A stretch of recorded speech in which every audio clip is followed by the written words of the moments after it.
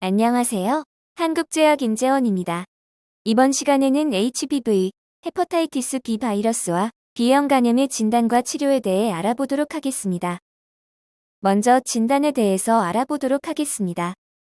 만성 B형 간염은 HBV 감염으로 인하여 HBs 엔티전이 6개월 이상 양성인 경우, HBe 엔티전 양성이며 HBV DNA가 2만 IU 이상인 경우, HBe 엔티전이 음성이며 HBV DNA가 2000 IU 이상인 경우를 말하고 있습니다.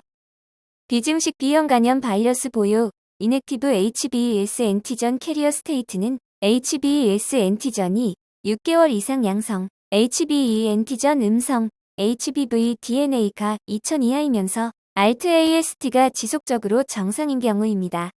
회복된 B형 간염은 HBes 엔티전까지 음성이어야 합니다. HBV 진단 및 초기 평가를 위해서는 항원 및 항체 검사, 혈청, HBV DNA 검사, HBV 유전자형 검사, 생화학 검사 등이 필요합니다. NT-HBs 그리고 NT-HBC를 포함한 HBV 감염의 바이러스 표지자에 대한 혈청 검사를 통해 급성, 만성 또는 과거 감염의 구별이 가능할 뿐만 아니라 예방접종을 받은 사람을 찾아낼 수 있습니다. 급성 HBV 감염은 HBs 엔티전이 양성, IgM, NT-HBC 양성으로 진단할 수 있고 IgM, NT-HBC만 단독으로 양성인 경우가 있는데 이는 HBs 엔티전이 사라지고 NT-HBs가 검출되는 사이 시기인 항체 미형성 기간, 윈도우 피리오드에 해당될 수 있습니다. NT-HBC는 통상적으로 평생 동안 유지될 수 있는데 IgM, NT-HBC는 급성기에서 회복된 후 통상 6개월 정도 지속이 가능하며 그 이후로 측정되는 NT-HBC는 주로 IgG NT-HBC로 구성됩니다.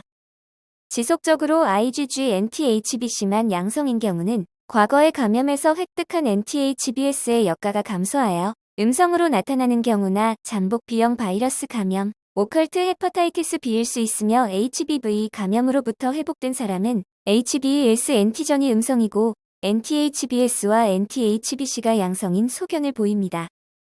반면에 예방접종을 받은 사람은 NT-HBC는 검출되지 않고 NT-HBs만 양성입니다. 혈청 HBV DNA 검사는 바이러스의 증식 정도를 직접 측정하는 것입니다.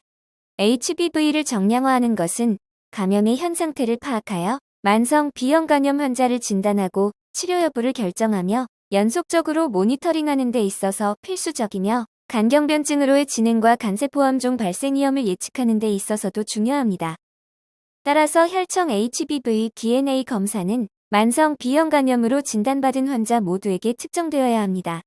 혈청 HBV DNA의 단위는 IUML로 표준화하는 것이 세계적인 추세이며 109일 IUML은 약 5.6 카피즈/ml입니다. 바이러스 정량화는 빠르게 발전하여 최근에는 리얼타임 폴리머레이스 체인 리액션 법을 통해서 검사가 이루어지며 이는 HBV DNA 검출 폭이 10-108 IUML로 넓은 측정 범위와 높은 민감도를 보입니다. 간질환의 중증도를 평가하기 위해서는 에스파테이트 아미노트랜스페라 AST, 엘라닌 아미노트랜스페라 ALT, 감마 골그터밀 트랜스펙티드, ASEGGT, 알카라인 포스파테아스 알프, 프로트롬빈 시간 프로스롬빈 타임, 혈청 알부민을 포함한 생화학 검사가 필요합니다. 혈청 HBV DNA가 양성이면서 알트치가 상승된 만성 B형 간염 환자는 선택적으로 간생검을 통해서 염증 괴사 정도 및 섬유화 정도를 관찰하여 치료 시작을 결정하는 데 도움을 받을 수 있습니다. 그러므로 HBV DNA가 2만 IUML 이상이고 정상 알트를 보이는 HBsAg 양성 환자 중에 면역 관용기가 아닐 것으로 생각되는 35에서 40세 이상인 경우 간생검을 고려해 볼 수 있으며 이런 환자군에서 조직검사상 2단계 이상의 섬유화 또는 2단계 이상의 괴사염증이 확인되면 치료 시작을 고려해야 합니다. 간 섬유화 정도를 진단하기 위해서 혈청 표지자 혹은 탄성도 검사와 같은 비침습적인 검사를 시행할 수 있습니다. 감세포암종 선별 검사로 복부 초음파 및 혈청 알파테아 단백 검사를 해야 합니다. B형 간염으로 진단한 이후에는 치료 목표에 따라 적극적인 치료가 시행되어야 합니다. 만성 B형 간염 치료 목표는 HBV 증식을 억제하여 염증을 완화시키고 섬유화를 방지하여 간경변증과 간세포암종 발생을 예방함으로써 간질환에 의한 사망률을 낮추고 생존율을 향상시키는 것입니다. 이상적 목표는 HBsAg 혈청 소실이므로 HBsAg 소실을 위해 HBV DNA 불검출 상태를 지속적으로 유지해야 하며 ABAG 양성 간염 환자의 최종 치료 목표는 정상 알트치, HBV DNA 불검출과 HBsAg 및 ABAG의 혈청 소실 혹은 전환이고 ABAG 음성 간염 환자에서는 정상 알트치, HBV DNA 불검출과 HBsAg 혈청 소실 혹은 전환입니다. 대한간학회 및 미국 및 유럽간학회의 치료 목표도 앞서 말씀드린 것과 같이 간질환에 의한 사망률을 낮추고 생존율을 향상시키는 것과 크게 다르지 않습니다. HBV 치료 대상을 정할 때 사용되는 지표로는 ALT, HBV DNA 조직 소견, 간질환 진행 등이 있습니다. 면역 관용기는 HBV DNA는 매우 활발히 증식하고 있으나 간 내에 염증이 거의 없어 ALT가 정상인 환자입니다. 이 환자들은 약제를 사용해도 큰 효과를 볼 수 없고 대체로 젊은 환자이므로 이 시기에 약물을 사용하게 되면 너무 긴 시간 동안 치료를 유지하게 되는 부담으로 치료를 권하지 않고 있습니다. ABAG 양성 환자의 치료 전략 시 권고사항은 다음과 같습니다. 혈청 HBV DNA 2만 IUML인 경우 AST 혹은 ALT가 정상, 상한치의 2배 이상 5어 중등도 이상의 염증 괴사 소견 혹은 문맥주변부 섬유화 이상의 단계를 보이면 치료합니다. 혈청 HBV DNA 2만 IUML이고 AST 혹은 ALT가 정상 상한치의 1-2배 사이인 경우 추적 관찰하거나 중등도 이상의 염증 괴사 소견 혹은 문맥주변부 섬유화 이상의 단계를 보이면 치료합니다. 초치료 약제로는 테노포비어, 엔테카비어, 페그인터페론 알파 중 하나를 사용합니다. 이는 ABAG 음성 치료 전략 권고사항에서도 동일하게 적용됐습니다.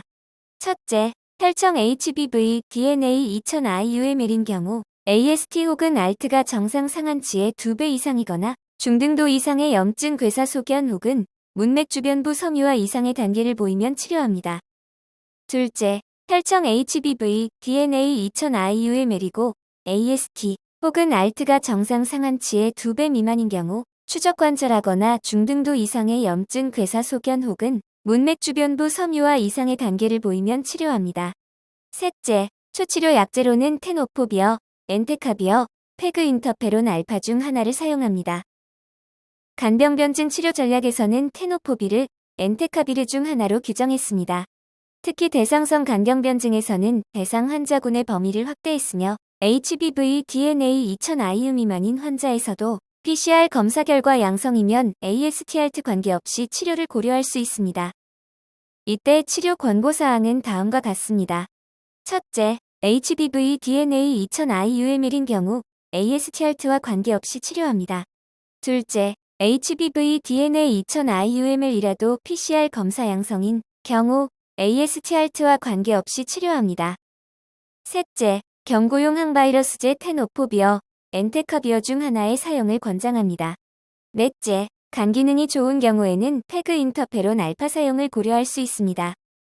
비대상성 간경변증에서는 AST-ALT 관계없이 경구용 항바이러스제 치료를 고려할 수 있습니다. 첫째, HBV DNA가 PCR 검사 양성인 경우 AST-ALT에 관계없이 경구용 항바이러스제 치료합니다. 둘째, 경구용 항바이러스제 테노포비어, 엔테카비어 중 하나의 사용을 권장합니다. 셋째, 페그인터페론 알파 치료는 간부전 위험성 때문에 금기합니다. 넷째, 간 이식을 고려합니다. B형 간염의 치료 목표는 명확합니다. 바이러스 감염으로 인한 염증을 가라앉히고 바이러스의 활성을 억제해 간 손상을 막아야 합니다. 적절한 치료를 통한 생존율 향상과 삶의 질을 호전시키는 것이 장기적인 목표입니다. 여기까지 B형 간염의 진단과 치료에 대해 알아보았습니다. 수고하셨습니다.